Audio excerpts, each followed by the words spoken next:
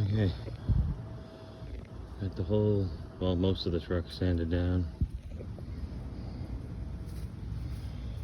Just got around the lights and door jambs and windows, all the small things. And that part of this roof.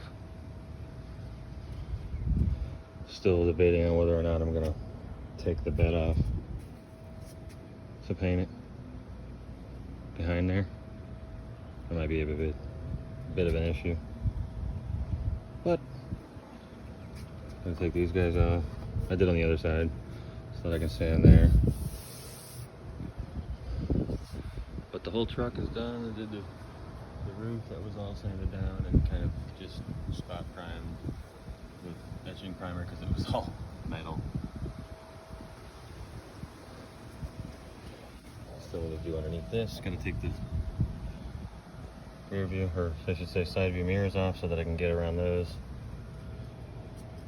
And I'm not doing the bumper because I'm going to replace it because it's all bent up anyways, so I'm not gonna waste my time. I do have to do these though. This is actually part of the grill, so once I take the grill out, I can take care of those. All right, that'll do it for this one.